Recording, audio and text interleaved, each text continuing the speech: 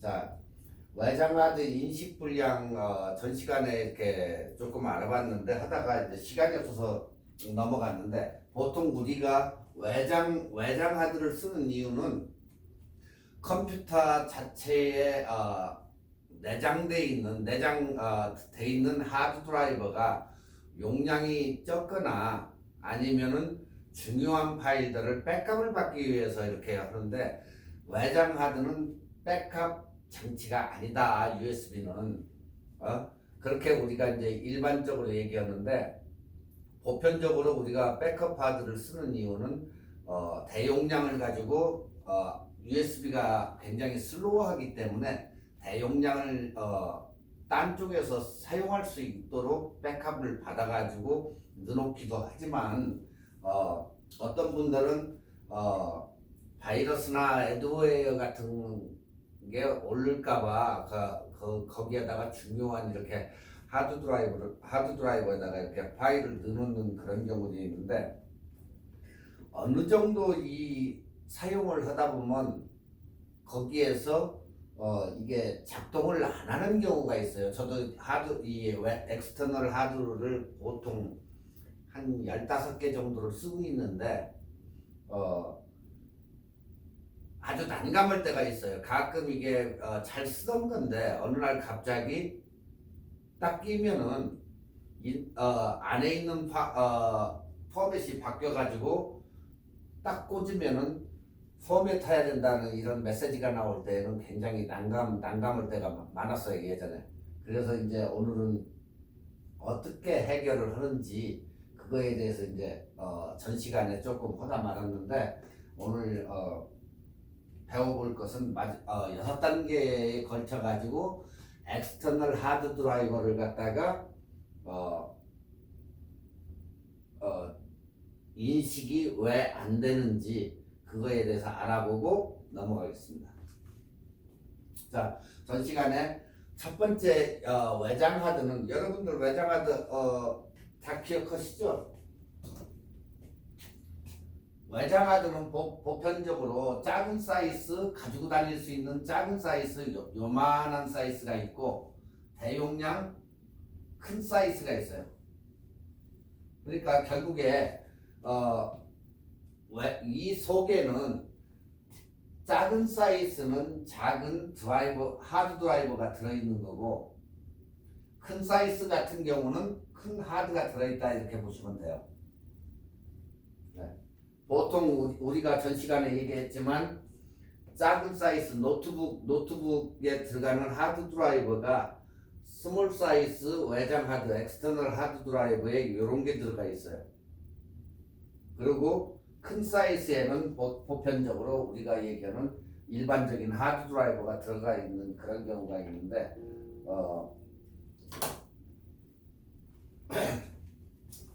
이게 물리적인 손상을 주면 충격을 준다든가 이 충격에는 굉장히 이게 약해요.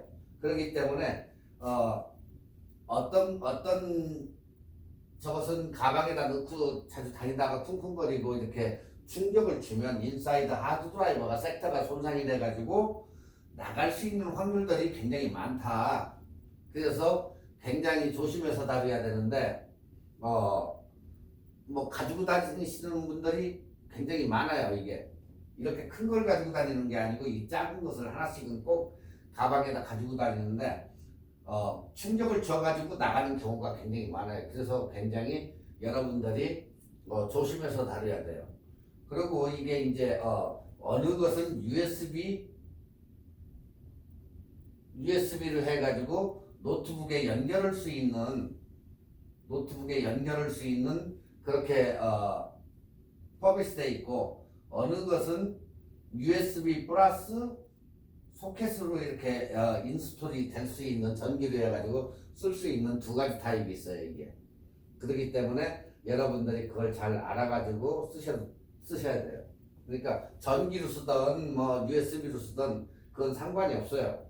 그렇지만 여러분이 살 때라든가 이런 데 보면 도대체 이 타입이 어느 타입인지 또 무슨 432 타입인지 NTF 타입인지 그것을 알아보시고 사시던가 아니면 사고 나가지고 포맷을 쓰기 전에 포맷을 해주면은 NTFS 포맷을 해주면 대용량이 들어가고 배터리2도 보편적으로 요즘 나오는 외장 하드 드라이버는 NTFS로 포맷이 돼 있기 때문에 굳이 안 하셔도 될 거예요. 제조사에서 그렇게 해가지고 나오니까.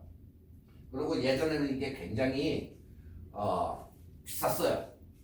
비쌌는데 요즘은 굉장히 이게 싸져가지고 한 500기가짜리 하드 드라이브는 보통 우리가 한 40불에서 50불 사이.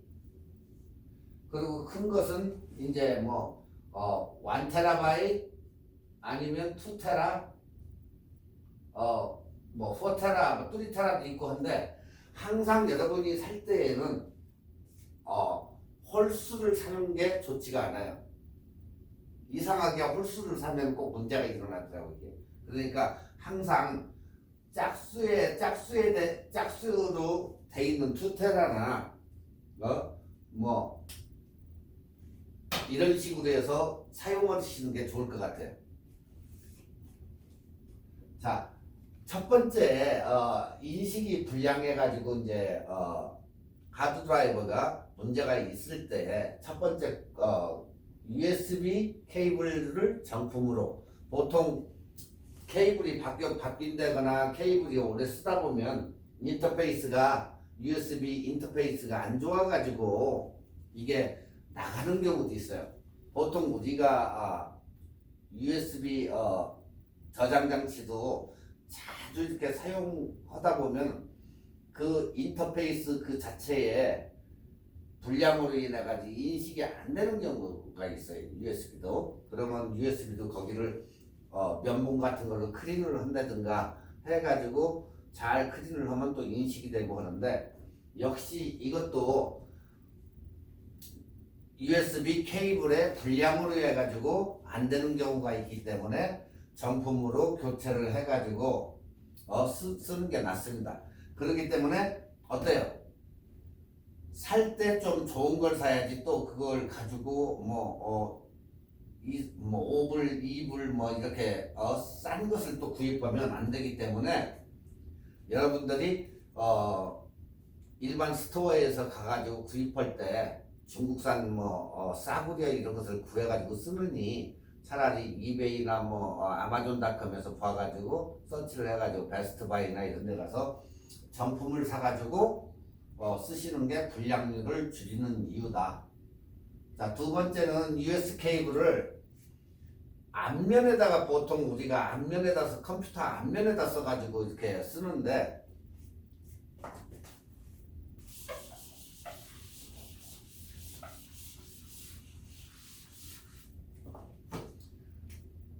컴퓨터를 보시면 이렇게 앞면 쪽에 보통 앞면에 USB가 2개 아니면은 USB 3.0이 2개 뭐 이렇게 돼 있는 경우도 있어요.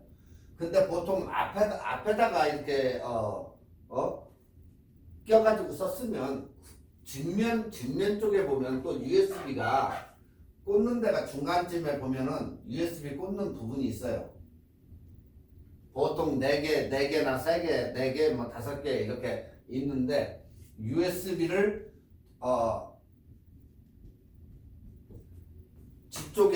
뒤쪽에다 꽂아가지고 아니면 뒤쪽에다 꽂아봤으면 딴 라인에다가 반대쪽이나 어디 딴 쪽에다가 번갈아서 꽂아보면서 테스팅을 해주면 돼. 그러니까 PC 전면 왜 이런 문제가 생기냐면 PC 전면보다 PC 뒷면이 전압이 일정적으로 이렇게 주기 때문에 굳이 앞면보다 뒷면이 훨씬적으로 안정적인 전압이 공급이 되기 때문에 뒤에다 꽂으라는 그런 얘기예요. 두 번째는.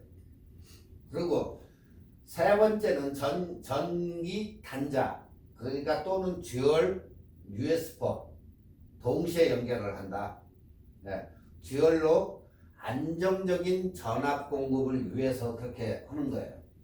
그러고 나서 외장 하드 케이스를 분리한 후 다시 분리를 해가지고 다시 한번 어댑터를 기판에 연결해 놓는다.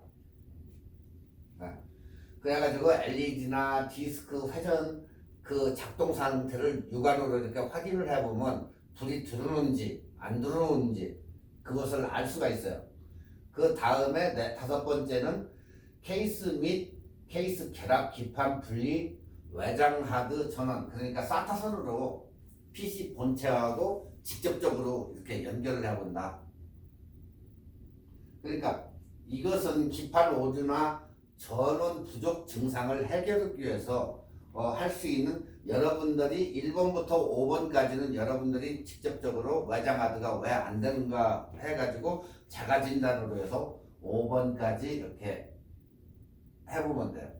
그러니까 이렇게 작업을 해가지고 90% 이상은 외장 하드가 거의 1번부터 5번까지 했을 때에 90%는 여기에서 인식이 된다. 근데 이렇게까지 해봤는데 아무 저것도 없고 일을 안 는다. 그러면 어때? 이제 마지막으로 우리가 해볼 수 있는 여섯 번째, 그것을 갖다가 이제 하는데 문제는 딱 끼자마자 포맷하세요 하고 계속해서 이렇게 나온다. 포맷 여기 저렇게 이렇게 포맷을 하세요 하고 계속 뜨면 그게 문제가 뭐냐면은 패티션 정보가 손상이 돼서 그래요. 그러니까 잘 썼는데도 어느 날 갑자기 무슨 이유에서인지 패티션이 안에 있는 패티션이라고 보면 뭐 NTFS나 팩토리2나 뭐 이런 식으로 이제 포맷을 해놨는데 패티션 정보가 손상이 되면 포맷이 맞지 않기 때문에 포맷하세요 이런 게 나와요. 그러면 우리가 그걸 갖다가 복구업체 리커버리 해달라고 갖다가 주면 돈이 굉장히 많이 들기 때문에 손쉽게 할 수 있는 무료 복구 콘솔을 이용해 가지고 이제 하기를 위해서 이렇게 여러분한테 이걸 알려주는 거예요. 그러니까 지금까지 1번, 2번, 3번, 4번, 5번까지는 여러분이 자가로 이렇게 테스팅을 집에서 해보시고 이제 여섯 번째 마지막 것을 해봐가지고 안 되면 그것은 리커버리 업체에 가야 된다. 그렇게 생각하시면 돼요. 근데 1번부터 5번까지 이렇게 해보면은 거의 다가 되는 경우가 있어요. 단지 패티션이 손상돼 가지고 안 되는 경우예요, 이건. 그러니까 6번은 그렇게 생각하시면 돼요. 자, 고장난 외장 하드를 연결한 지금 모습에 SATA 케이블 바로 해서 파워 끼고 그러면 LED가 이렇게 들어와 가지고 어때요? 지금 이렇게 보니까 정상적으로 파워가 들어오고 했는데 최초 2, 3회 동안은 외장 하드를 아예 읽지도 못하고 그러다가 윙 하면서 도는 소리는 들리는데 디스크를 불러오지를 못해. 그러면서 포맷 하시겠습니까? 하고 또 나와요. 그러면 포맷을 하면 어떻게 돼요? 이 속에 있는 데이터는 다 날아가겠죠. 그래서 이 데이터를 써야 되기 때문에 그만큼 또 거기다 뭐 여러분이 좋아하는 영화를 뭐 저장해 놨다든가 아니면 사진 모든 것을 저장했는데 포맷을 할 수가 없죠. 그것 때문에 지금 이걸 하는 건데. 자, 그래가지고 딱 끼니까 어떻게 나와요? 로컬 디스크 J 해놓고 드라이브의 디스크를 사용하기 전에 포맷해야 합니다 하고 이렇게 나와요. 근데 여기서 디스크 포맷을 눌러주면 안 되겠죠. 포맷이 되니까. 네. 그러니까 일단은 꽂아가지고 전원기판의 증상을 한번 체크하기 위해서 케이스를 이렇게 벗겨낸 다음에 온리 외장 하드만 가지고 이렇게 보면은 뭐예요?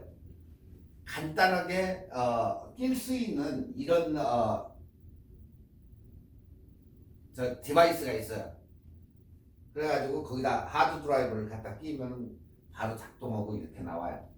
그러니까 여러분이 빌려서를 사용하던 이거 뭐 그다지 비싸지도 않아요. 통째로 저거 한다고 해봐야 한 15불에서 20불 그 사이니까 일단은 샀다가 사용을 해보고 갖다 리턴을 해도 되고 하니까 일단은 이런 식으로 해가지고 컴퓨터 뒷면으로 연결을 시켜가지고 USB로 이렇게 하드만 빼가지고 이렇게 연결을 해보면 이렇게 불이 들으면서 작동을 하는지만 보시면 돼요. 그 다음에 포맷은 안 하면 되고. 자, 인식은 되었는데 디스크 정보를 불러오지를 못해. 그러니까 그 집 앞까지는 갔는데 결국에는 집 앞까지는 가고 그 집에 명패까지도 어드레스까지도 했는데 얘를 인식을 못하는 거야. 그래서 어디로 가느냐? 컴퓨터 관리자로 들어가 가지고 컴퓨터 관리로 들어가는 거야. 컴퓨터 관리 도구 또는 제어판 컴퓨터 관리에 들어가 보면 지금 C 하드 드라이브도 읽고 J도 지금 떴죠? 지금 얘기하는 하드 드라이브도 떴어요. 그리고 모든 게 드라이버들이 여기 쫙 이렇게 뭐 CD 나오고 뭐 해가지고 이렇게 뜨면 그 파티션이 이렇게 나와요. 기본 디스크 해가지고 얼마 해가지고 자 J 드라이브 여기 인식은 됐어요. 아까 불 들어와가지고 꼈죠? 그러면 J 드라이브가 지금 인식을 했는데 주 패티션 해가지고 나왔죠. 정상이라고 해서 이게 하드 드라이브예요. 속에 하드 드라이브가 이렇게 있는데 어때요? 여기를 보니까 파일 시스템에 RAW라고 돼 있죠. 하드 드라이버라면 우리가 보통 패티션이 뭐로 돼 있죠? 팩토리 투 아니면 NTFS로 이렇게 구분이 돼야 되는데 예? 여기에는 지금 RAW라는 파일 시스템이 바뀌어 있는 걸 우리가 볼 수가 있어요. 팩토리 투 해가지고 여기서 지금 보시면 RAW 300기가짜리인데 293기가로 읽으면서 RAW라는 패티션 정보가 손상이 되어 있는 걸 우리가 볼 수가 있어요. 왜? 항상 이 하드 드라이버는 NTFS나 팩토리 투로 포맷이 되어 있어야 되는데 여기에 보면은 지금 우리가 육안으로 볼 수 있듯이 RAW라는 파일로 지금 이게 주 패티션이 바뀌어 있는 거예요.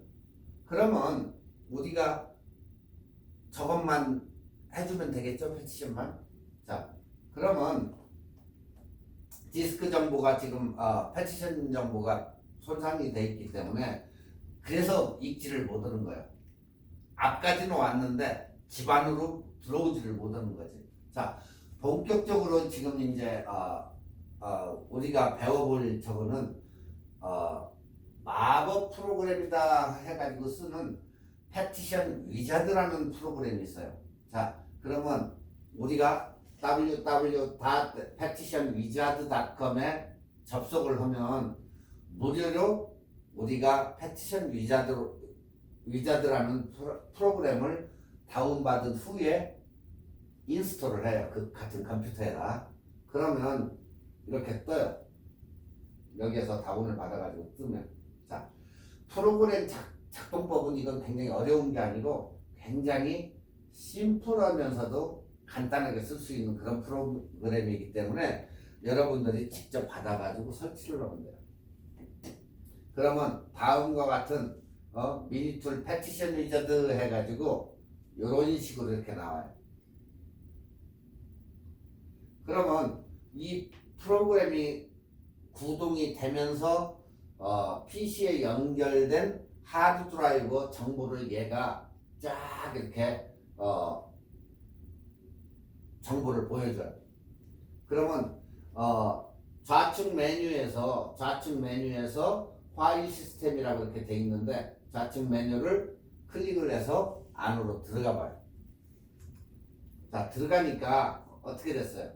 이렇게 아까처럼 관리도구하고 똑같이 이렇게 하드 드라이브가 쫙 나오죠. 내 컴퓨터에 어느 하드 드라이브가 인스톨되어 있고 어느 하드 드라이브 뭐 D가 CD롬이고 뭐 해가지고 이렇게 쭉 하드 드라이브가 내 컴퓨터에 있는 게 다 이렇게 육안으로 볼 수가 있어요. 그러니까 아까 윈도우의 관리 도구에 들어가 가지고 본 것과 똑같이 여기서도 이렇게 볼 수가 있다. 자, 여기에서 보니까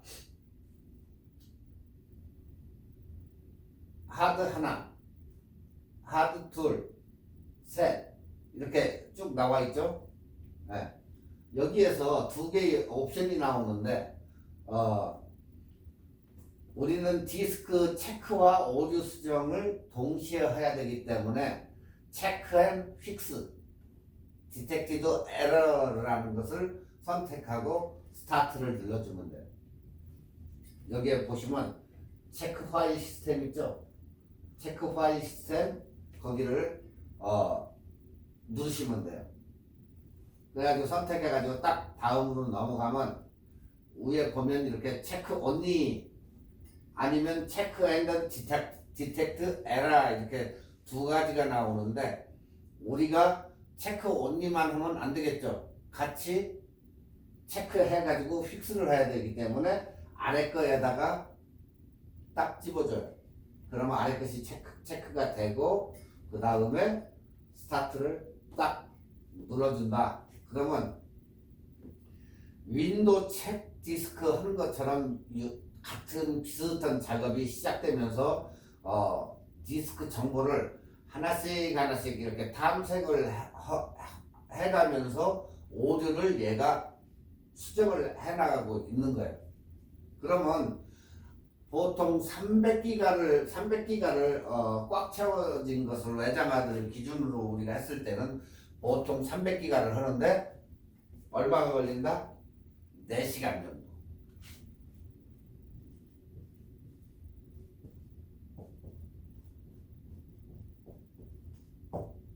300기가를 우리가 이걸 돌려가지고 오류를 수정해가면서 이렇게 하려고 하면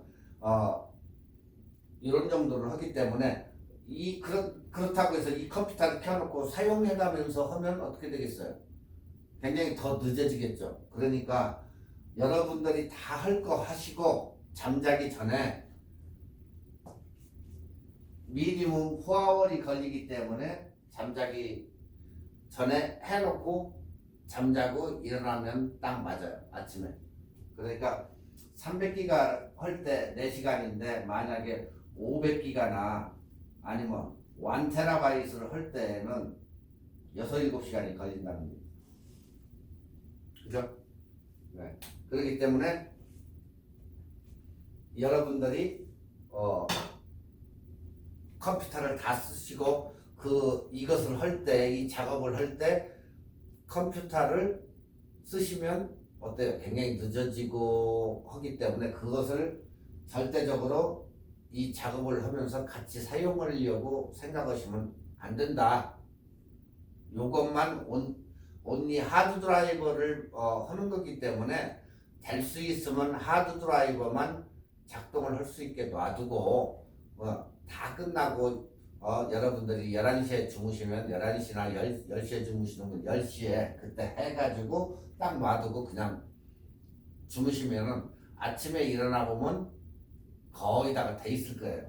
그렇게 해서 PC 작업을 해놓고 주무시면 돼요. 스타트 딱 눌러가지고. 자, 그러면 이렇게 해서 아침에 일어나시면 여러분이 완료가 돼가지고 딱 컴퓨터를 보시면 이렇게 파일 시스템 유형은 NTFS다, 볼륨은 IW다 뭐 해가지고 쫙 이렇게 체크한 게 나와요. 네. 그리고 하드 드라이버가 인식이 되어가지고 쫙 이렇게 나와요. 그러면 일단은 복구가 다 된 거예요. 네. 자, 그러면 다시 백해서 들어가 보니까 C, E, 백업 H 했는데 내가 한 것은 J 드라이브였어요. 엑스터널은 J 드라이브. 이렇게 인식이 돼가지고 딱 나와요. 그러면 여기까지는 어때요? 완전히 다 성공한 거죠? 지금. 네. 인식이 돼가지고 이렇게 볼 수가 있어요. 굳이 복구를 안 해도 여섯 번째에 이 작업을 하면 이렇게 해서 복구가 패티션이 정상적으로 이렇게 돌아올 수가 있다. 예. 자, 하지만 이렇게 되살린 외장하드는 영구적으로 살아난 게 아니다. 예. 그냥 디스크의 안전성이나 이런 것을 확보하기 위해서 로우 포맷 디스크 불량 섹터를 점검을 다시 진행해야 된다. 그러니까 저렇게 해서 임시 방편으로 되기는 됐는데 그게 완전하게 된 것은 아니다 이 얘기예요 지금. 자, 그러면 우리가 그 디스크 엑스터널 하드 드라이브 디스크를 안전성을 확보하기 위해서는 로우 포맷이라는 건 일반 포맷이 있고 로우 포맷은 굉장히 시간도 많이 걸려요. 천천히 다 밀어버리는 거기 때문에 로우 포맷 및 디스크 불량 섹터 점검을 다시 진행해야 된다. 그러기 위해서는 살린 모든 데이터들을 딴 쪽 다시 컴퓨터에다 다 본체에다 옮겨놓고 패티션 이미 패티션 정보가 손상됐기 때문에 잠깐만 하드 드라이버 살렸을 때 그 하드에 있는 데이터를 컴퓨터 본체에 옮겨놓는 거죠. 자,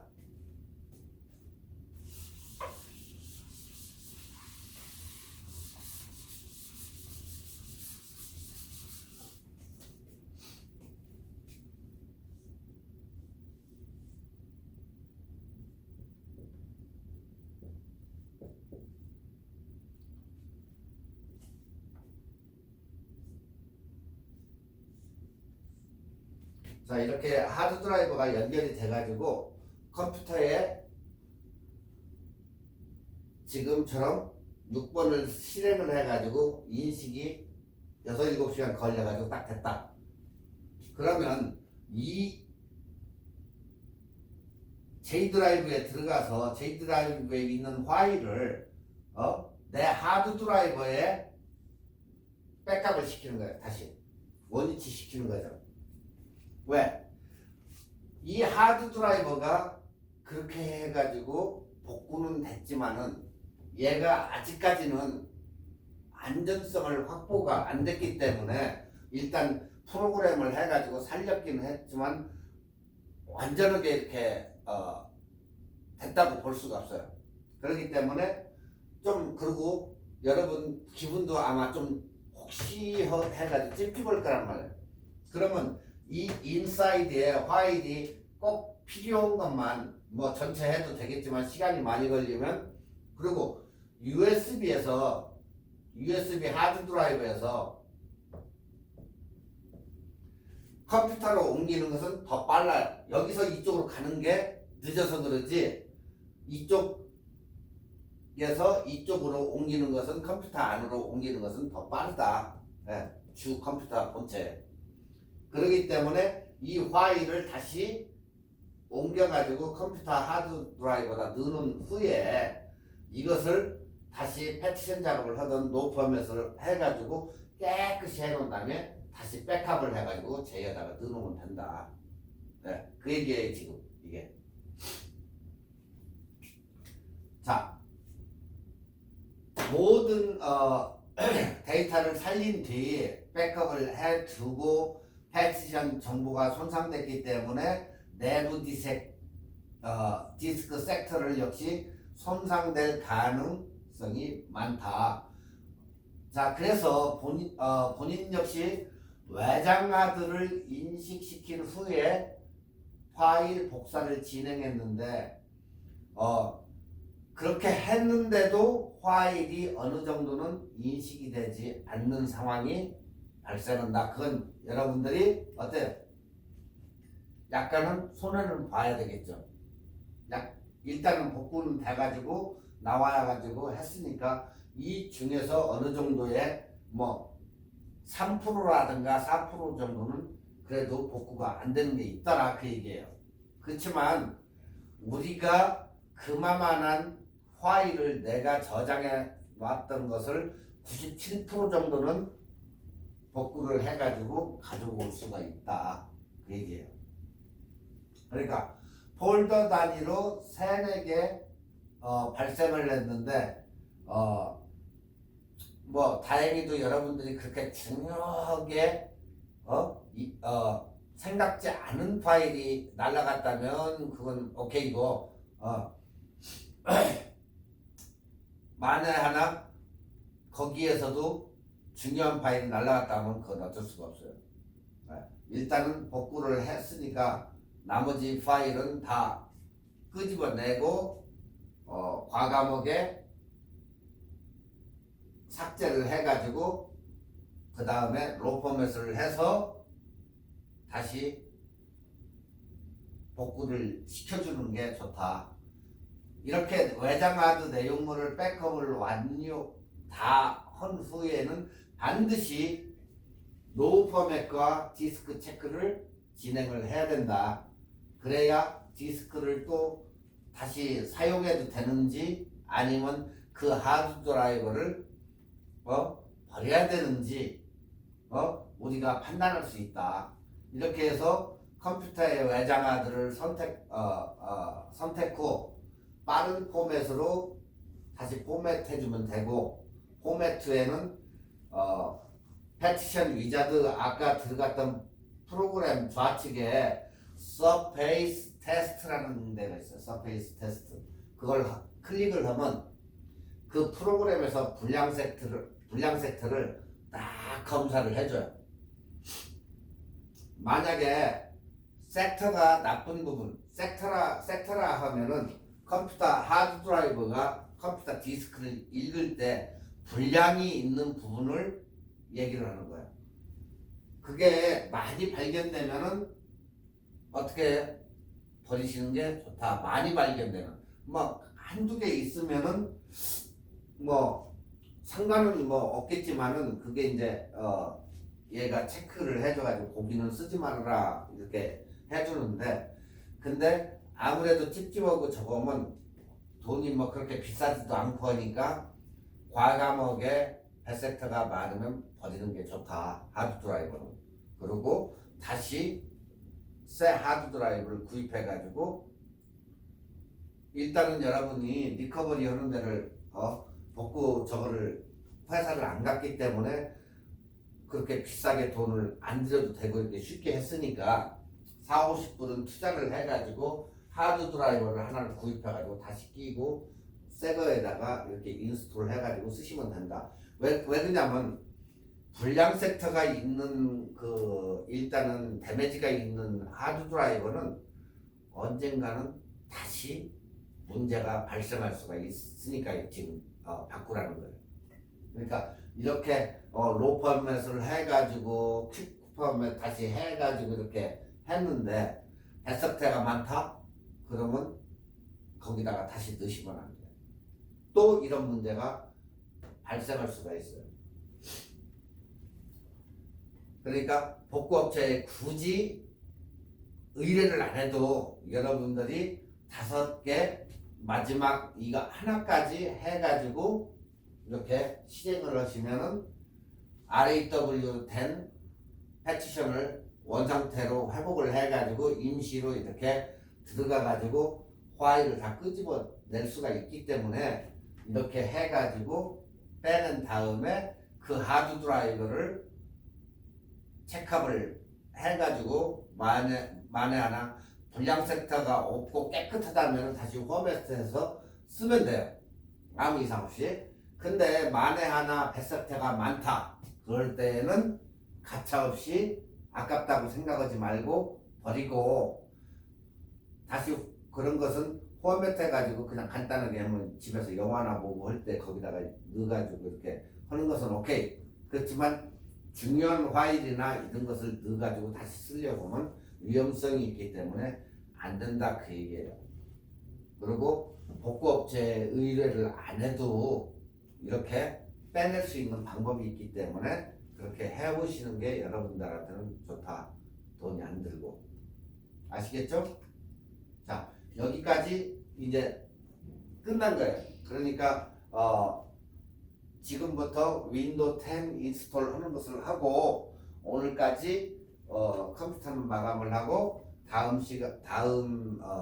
시간부터는 사진을 할 테니까 여러분들 사진 강의 그걸 준비를 하시면 될 것 같아요.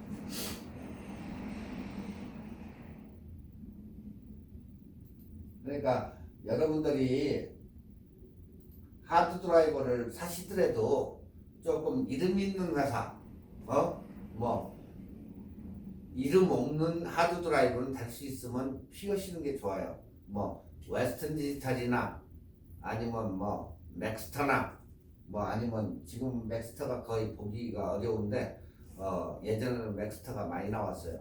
근데 요즘은 웨스턴 디지털이 굉장히 많고 그 좋은 회사들이 많기 때문에 그런 회사를 선택하는 게 좋고, 간혹 가다가 문제가 있는 게 이제 일본 회사 히다치라든가 이런 것들이 조금씩 문제가 있어요. 그렇기 때문에 될 수 있으면 좀 좋은 회사를 선택해 가지고 일단은 왜 그러냐면 하드 드라이버이기 때문에 조금 좋은 회사 것을 선택해 가지고 쓰면 아무 이상이 없이 쓰기 때문에 돈을 조금 더 주고라도 뭐 그다지 뭐 거기에서 차이는 안 나요. 그러니까 돈을 조금 더 주더라도 외장하드는 조금 좋은 것을 쓰시면 좋다 이렇게 생각하시면 돼요.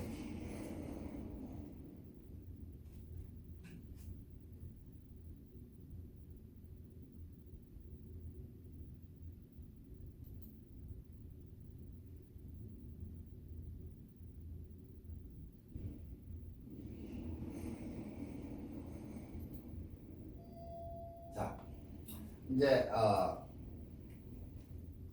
우리가 보통 윈도우는 인스톨을 할 때 아까처럼 하드 드라이버가 문제가 있다든가 블루 스크린이 자꾸 컴퓨터를 켰는데 파랗게 해가지고 에러 메시지가 난다든가 할 때, 그런 때에 이제 우리가 이제 마지막으로 윈도우가 잘못돼서 윈도우를 인스톨을 해주는 거예요. 그러니까 여러분이 컴퓨터를 1년을 썼는데 자꾸 속도가 느려지고 할 때 이 이제 작업을 해야 되는 거고, 바이러스가 왔다든가 애도에가 들어가지고 문제 있어가지고 지워지지도 않고 할 때에는 다시 윈도우를 똑같이 인스톨을 해줘야 되는데, 윈도우 인스톨을 하는 방법은 두 가지가 있다. 두 가지는, 한 가지는 USB로 해서 부팅 디스크를 만들어 가지고 요즘은 부팅을 시키는 방법이 있고, 예전처럼 여러분 컴퓨터에 D 드라이버에 CD롬이 달려 있다면 D로 해서 CD롬으로 해서 넣는 방법, 그렇게 해서 두 가지가 있는데, 요즘은 거의다가 어느 컴퓨터에 보면은 새로 사신 여러분들 컴퓨터에는 CD롬이 안 달려 있는 컴퓨터가 많아요. 나는 근데 그 방법이 모르니까 그냥 옛날 방식으로, USB는 나는 모른다, 왜 한 번도 안 해봤기 때문에 USB를 꽂아가지고 부팅 디스크를 만든 후에 이렇게 하고, 또 부팅 디스크를 못 만들겠으면 아예 만들어가지고 하는 방법이 있는데, 그건 실은 부호를 갖다가 쳐넣고 엔터를 눌러가지고 해줘야 USB가 부팅 디스크시 만들어지는 거예요. 그렇기 때문에 컴퓨터 만약에 CD롬이 안 달려 있다 그러면 일단은 외장 CD롬이 있어야 돼요. USB에다 꽂아가지고 CD롬이 바깥으로 나와 있는 엑스터널 CD롬이 준비가 돼 있어야 인스톨을 할 수가 있다. 그렇지 않고는 거기다가 USB로 인스톨을 해야 된다 요즘은. 그 두 가지 방법밖에 없어요. 자, 윈도우 인스텔은 예전에도 한번 얘기했지만 윈도우 10 이게 버전이 꽤 많아요. 이게 윈도우가 홈이 있고 프로가 있고 FPP가 있고 DSP가 있고 어느 걸 사야 됩니까? 한국 사람들은 머리가 똑똑해서 사지도 않습니다. 뭐 카피를 해서 쓴다든가 아니면 친구한테 뭐 얘기해서 한다든가 특히 영화를 몰래 받으시는 분들은 거기에서 내려받아 가지고 만드시는 분들도 있고 하니까 그것은 각자 여러분의 목에 판단을 해가지고 하시면 돼요. 근데 윈도우 하나 정도는 가지고 있어도 좋아요. 뭐 꼭 굳이 비정품만 쓰는 게 아니고 정품도 하나 사가지고 써도 뭐 한 130불 정도 120불 30불 뭐 거기서 왔다 갔다 하는데 하나 사가지고 써도 되고 이게 이제 윈도우는 5명 보통 여러분이 쓰시면 한 명분이에요. 한 명분 윈도우를 인스톨 할 수 있는 것은 자기 개인 컴퓨터밖에 인스톨이 안 되고 그게 이제 5명짜리 뭐 아니면 직원 수대로 20명짜리 100명짜리 1000명짜리 해가지고 가격이 라이센스를 비용을 주고 사기 때문에 다 달라요. 그리고 최근에 사시는 분들은 여러분의 컴퓨터 위쪽에 보시면은 윈도우 서비스 태그가 붙어 있을 거예요. 특히 델 거 같은 거 보면 서비스 태그가 이렇게 스티커로 해가지고 붙어가지고 거기에 보면 시리얼 넘버하고 저희가 붙어 있어요.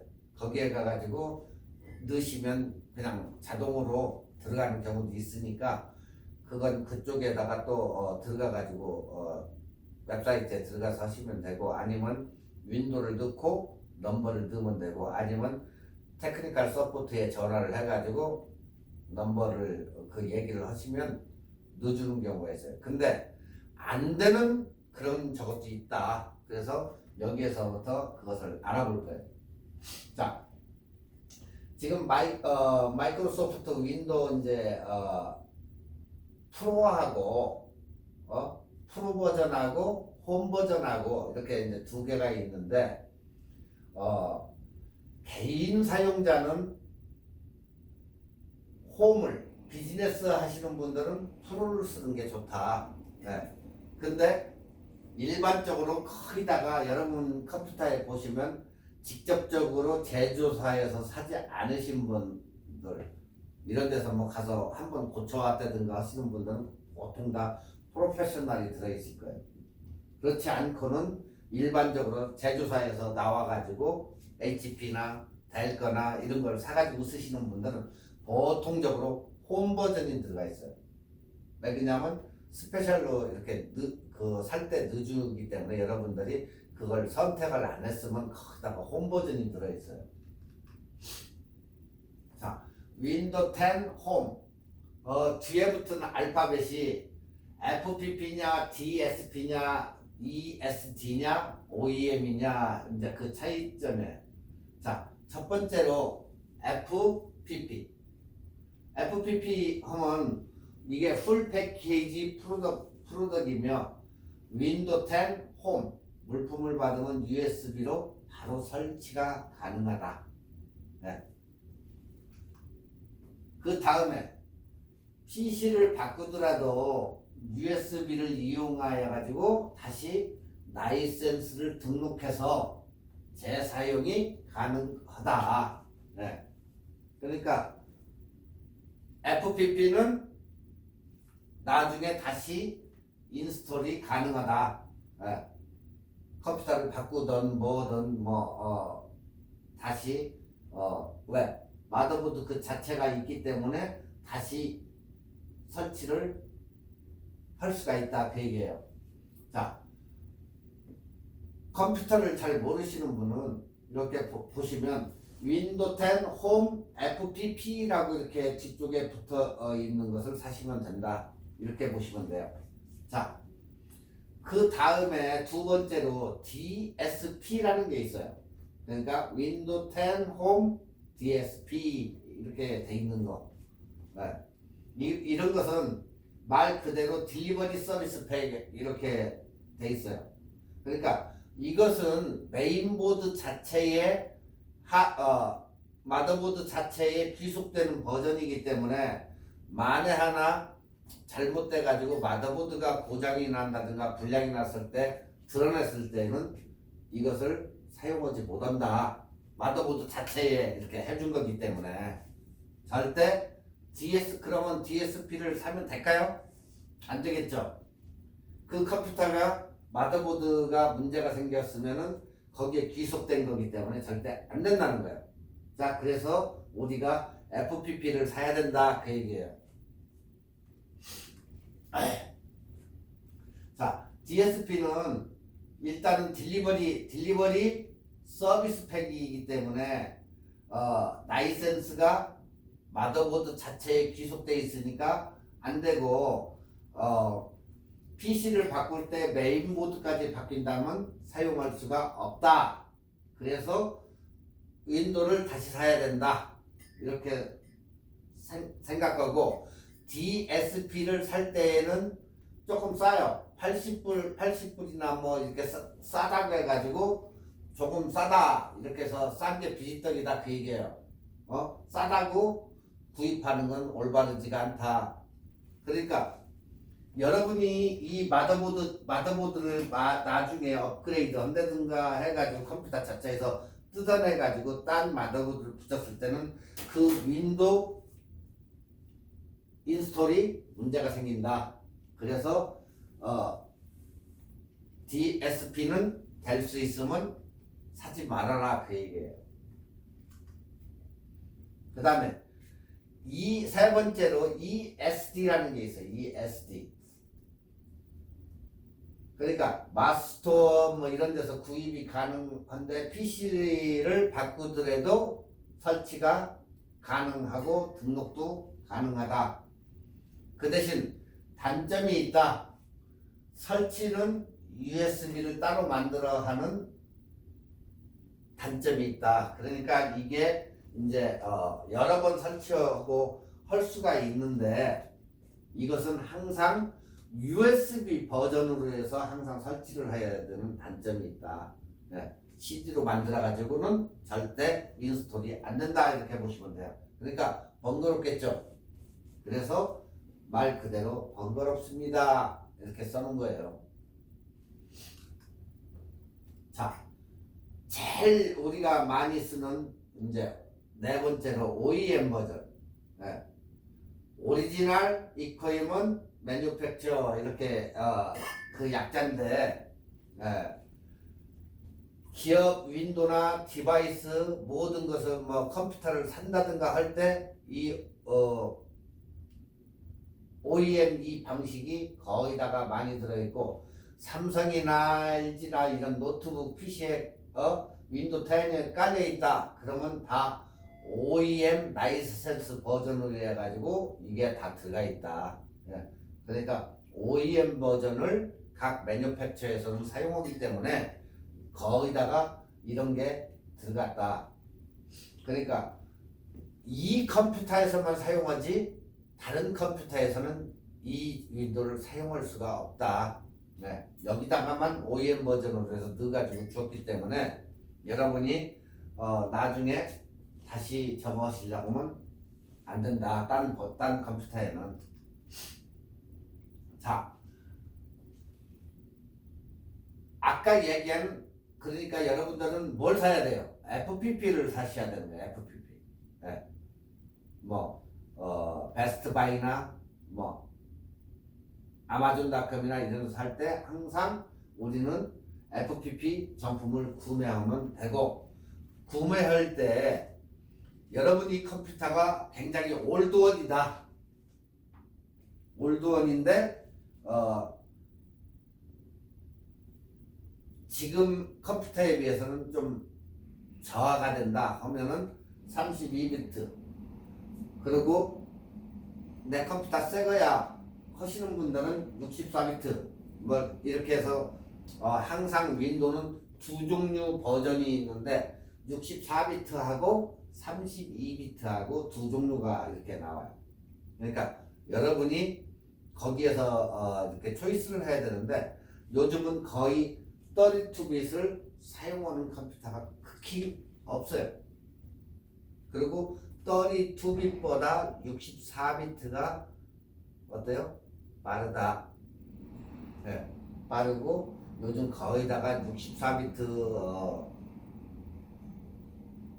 프로그램 많이 쓰기 때문에 여러분도 항상 64비트를 구입해서 64비트를 사용하시면 된다. 그러니까 윈도우도 두 종류가 있다 이렇게 생각하시면 돼요. 여러분들 컴퓨터에 체크업을 해보시면 64비트인지 시스템에 들어가 보시면 64비트인지 32bit인지 그게 딱 나와요.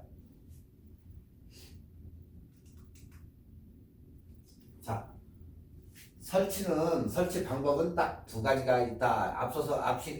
잠깐 앞에 얘기했지만 우리가 항상 얘기하는 CD, 옛날 스타일 CD로 인스톨하는 버전과 두 번째로는 USB로 해서 직접 부팅을 시스템을 만들어 가지고 이렇게 하는 방법이 있다. 일단 CD로 설치하려면 컴퓨터의 BIOS에 들어가 가지고 호스트붓을 CD로 맞춰 놔야 되겠죠. 근데 어떤 분들은 딱 넣어놓고 안 된다고 자꾸 안 된다고. 왜? 컴퓨터를 CD를 넣고 컴퓨터를 껐다가 키면서 호스트붓이 돼야 이렇게 읽는데 그걸 안 해놓고 바이오스에 들어가지도 않고 지난번에 뭐라고 그랬어요? 바이오스라는 게 요걸 하겠죠. 바이오스. 바로 이 바이오스가 컴퓨터의 모든 이 마더보드며 인풋 디바이스들을 다 제어할 수 있는 프로그램이에요. 요 속에서 여러분들 컴퓨터 시간도 자동으로 맞추고 하드 드라이버도 1번, 2번, 3번 메모리도 여기서 다 관리를 하고 파워도 관리를 하고 모든 것을 이 속에서 들어가 가지고 얘기하는데 델 같은 것은 F12를 누르면은 메뉴가 나오면 거기서 세팅으로 들어갈 수 있는 세팅 바이오스 안으로 들어간다는 얘기죠. 들어가 가지고 거기에서 메뉴를 어떻게 자기 마음대로 조정을 할 수가 있는데 바로 그 얘기예요. 지금 바이오스 거기에서 들어가 보면 호스트붓 보통 호스트붓이 여러분들 컴퓨터에 보시면은 다 바뀌어져 있을 거예요. 이게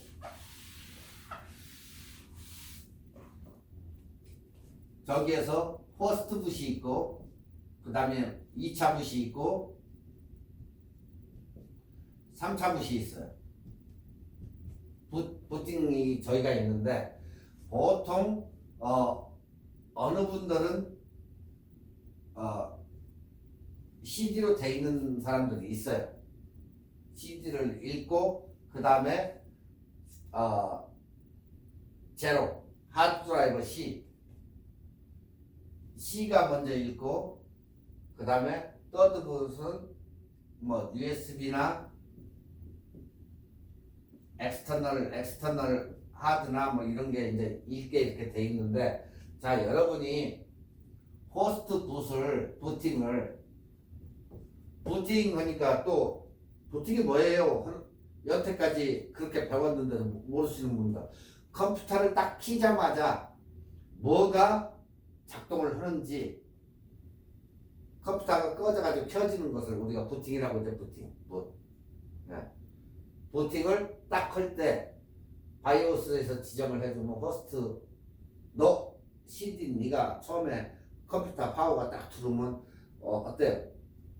키보드도 깜빡 마우스도 깜빡 해가지고 바이오스가 이놈저놈 있는지 체크를 해요. 만약에 하나 뭐가 빠졌다 하면 비품이라겠죠. 삐 하고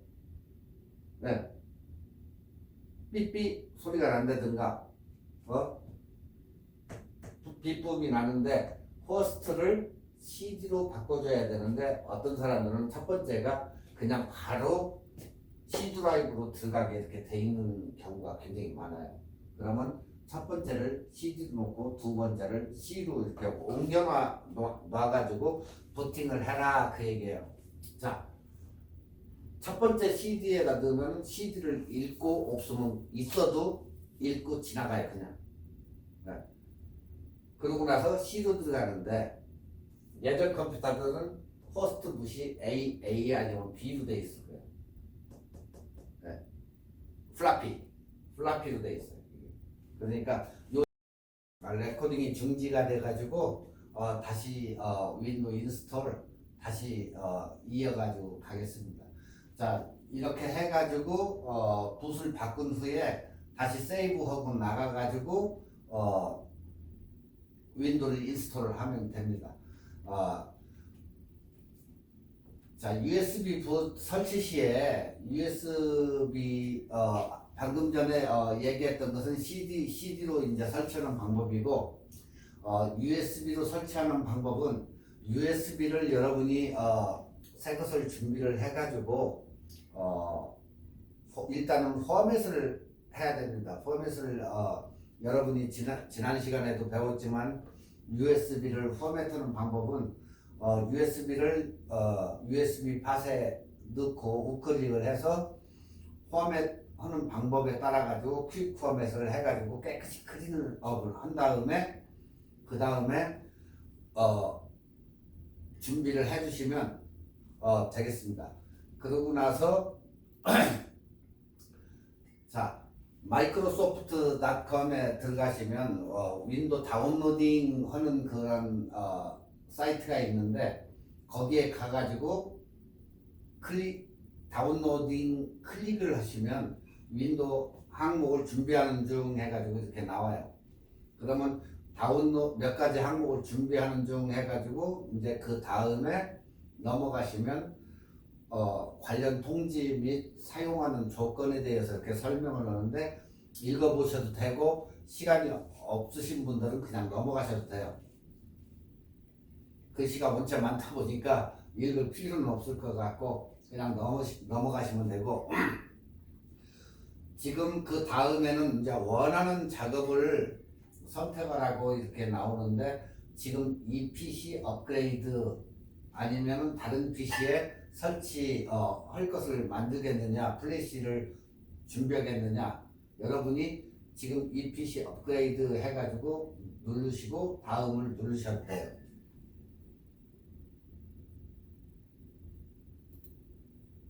그 다음에는 이제 언어하고 아키텍처하고 이제 버전을 선택해야 됩니다.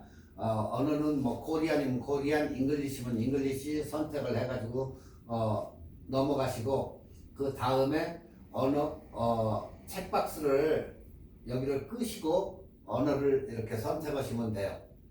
그래가지고 에디션 그 다음에 64비트냐 32비트냐 이제 그걸 선택을 해주시면 되는데 보통 64비트를 우리가 쓰기 때문에 64비트를 선택을 하시면 돼요. 32비트는 거의 지금 안 쓰고 있기 때문에 64비트를 선택하신 다음에 사용할 미디어 선택을 하는데 USB로 할 것인지 ISO를 할 것인지 ISO는 여러분들이 나중에 그 ISO로 하시면 다시 풀어야 되기 때문에 번거로우니까 천상 플라피 USB에다 할 것 같았으니까 USB 드라이브 해가지고 책박스를 해주시고 다음으로 넘어가면 USB 플래시 드라이브 선택해가지고 어디에 여러분이 지금 컴퓨터에다 꽂아놨을 거 아니에요.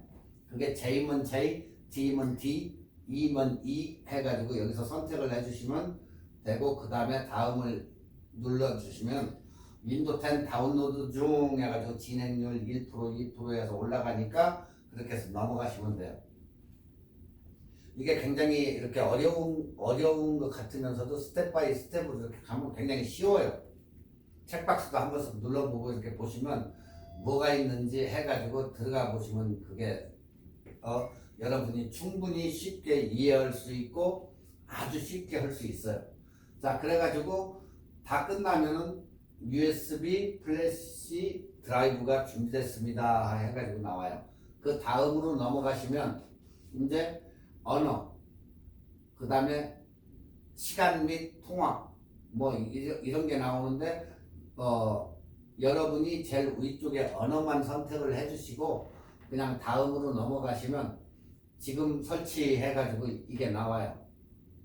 그래가지고 넘어가신 다음에 정품 인증을 하셔야 되는 이제 창이 나와요. 자, 정품 인증은 여러분이 돈을 주고 사셨으면 정품 인증을 받아야 될 것이고 없으면은 그냥 넘어가시면 돼요. 여기서 키가 없으면 여기를 누르시는데 아래쪽에 키가 나중에 제품 등록을 하겠다고 넘어가는데 여러분 친구들이나 여러분 뭐 영화 받는 사이트나 뭐 이런 데 보시면 툴이 있어요. 또 그렇게 하는 방법 여기서 뭐 자세히 그것은 설명은 못 드려요. 그렇기 때문에 나중에 친구나 아니면 웹사이트나 학교에 와서 물어보면 여기에 대해서는 대답을 해줄 테니까 일단 윈도우 까는 게 목적이기 때문에 키가 없으면 여기를 눌러가지고 일단 넘어가셔가지고 그 다음에 윈도우 홈이냐 뭐 프로냐 뭐 이거 선택하는데 여러분은 윈도우 홈 버전을 64비트를 까셔야 될 거예요. 그래가지고 선택을 하신 다음에 다음으로 넘어가셔가지고 보면 다시 사용 계약 조건이 나와요. 거기다 체크박스 후에 그 다음에 다음으로 넘어가시면 됩니다. 그 다음에 다음으로 넘어가시면 사용자 이제 설치 유형을 선택을 하겠는데 위쪽에 있는 것을 클릭하시고 뭐 업그레이드 PC 해가지고 그걸 누른 다음에 다음으로 넘어가시면 이제 패티션 지정인데 패티션은 여러분이 지정을 안 해주시고 그냥 다음으로 넘어가도 되고 아니면 패티션 지정을 하실 분들은 패티션은 지난번에 하드 드라이브 공부하실 때 배웠지만 패티션을 여러 개 나눠가지고 D, E, F로 나눠 쓸 수도 있지만 그냥 여러분들은 단일 드라이브를 쓰시는 게 굉장히 좋아요. 그렇기 때문에 단일 드라이브를 하셔가지고 포맷은 굳이 안 하셔도 상관이 없어요. 그러니까 여기서는 그냥 나오면 그냥 다음으로 넘어가시면 돼요. 그러면 윈도우가 그때부터 이제 들어가기 시작을 해요. 그리고 끝난 다음에 먼저 지역을 선택해 주세요 나오면은 미국이면 미국, 한국이면 한국 이걸 설정을 해주시고 올바른 자판 배열입니까 하고 나오시면 다음을 그냥 누르시면 돼요. 그냥 뒤로 넘어가 가지고 두 번째 키보드 아울렛 레이아웃을 추가할까요 하는데 그냥 건너뛰임 하면 돼요. 그 다음에 네트워크 여러분이 집에서 쓰는 네트워크를 연결할 것 같으면 여러분 네트워크가 쫙 이렇게 뜰 거예요. 그럼 거기서 지정을 해줘 가지고 가도 되고 아니면 건너뛰기 해가지고 넘어가셔도 되고 나중에 하셔도 되는데 여기서 한번 간단하게 설정하시겠습니까? 뭐 개인 설정 해가지고 설정을 해도 되고 나중에 하시면 나중에 해도 되니까 그냥 넘어가시면 되고 이후에 마이크로소프트 계정을 여러분이 쓰실 거라 보면 오프라인 계정을 여기에서 진행해 가지고 만드시면 돼요. 먼저 암호를 입력을 하시고 여러분이 이제 쓰실 때 뭐 노드랜드면 노드랜드 쓰신 다음에 오케이 하면 그걸 잊어버리면 안 되겠죠. 패스워드니까. 그 다음에 핀을 만들으라고 이렇게 나와요. 핀. 그러니까 여러분이 윈도우를 킬 때마다 패스워드 길게 이렇게 넣는 게 아니고 간단하게 핀을 1, 2, 3 뭐 아니면 간단한 거 이렇게 넣어가지고 넘어갈 수 있게 윈도우가 빨리 부팅이 되게 이렇게 넘어갈 수 있는 핀을 넣어가지고 확인을 시켜주면 되겠습니다. 그 다음에는 이제 휴대폰 여러분이 쓰는 디바이스하고 이제 연결하는 부분이 나오는데 휴대폰을 PC에 연결할 거냐 해가지고 연결하고 싶으신 분들은 하시고 그 다음에 다음으로 넘어가면 원드라이브 파일 그거에 대해서 나오는데 그걸 하실 분들은 하고 아니면 그냥 넘어가시면 되고 그 다음에 장치의 개인정보 설정 선택이라고 있어요. 여기에 보면은 이제 뭐 여러 가지가 있는데 거의다가 이렇게 불이 들어와 있는데 필요 없는 부분 끄셔도 되는데 여러분들은 그거 만질 필요 없고 개인정보 설정은 그냥 넘어가셔도 돼요. 그러면 자기가 어느 정도 맞춰져 있기 때문에 여기까지가 여러분들이 하셔야 될 거고 그 다음에는 끄셔야 돼요. 여기까지가. 그 다음에는 어느 정도 시간이 걸릴 것입니다 하고 그냥 끄지 마세요 하고 이제 나오는데 기다리시면 돼요. 자, 만약에 이것을 쓰시다가 정품이 아닌 것을 설치했을 경우는 우측 하단에 뭐가 나오죠? Not genuine 해가지고 여기에 글씨가 이렇게 나와요. 네.